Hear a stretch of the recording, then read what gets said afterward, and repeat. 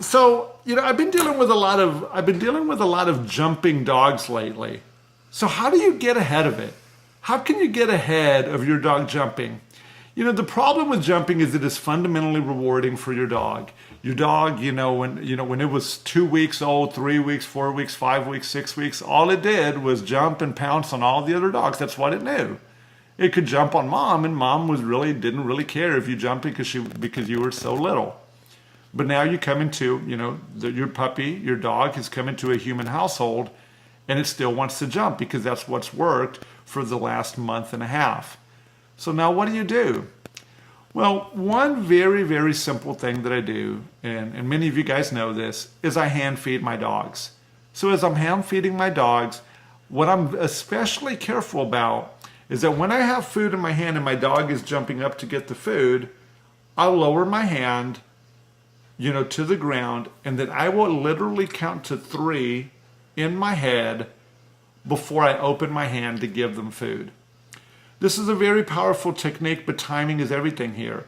If your dog just jumped, you brought the food to their nose, you lower them, and you feed them all in order, your dog is going to learn to continue to jump on you.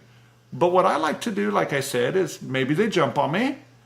Maybe I get them to get off of me by bringing food to their nose or by pushing them off, either one of those. And then when they're on the ground, I wait till they've been there for 3 seconds with all their paws on the ground. And then I let them have some of the food. But here's another way that you could get ahead of jumping problems before they actually come up.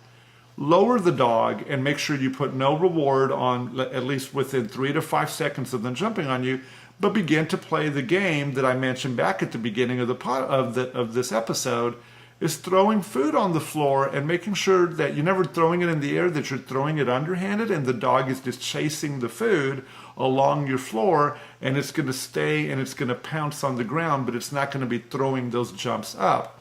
If you practice that, that's a great time to practice coming when called and associating the dog's name as you're tossing treats back and forth onto the floor, but it's going to really eliminate a lot of that jumping and teach the dog that, all the reward is on the ground.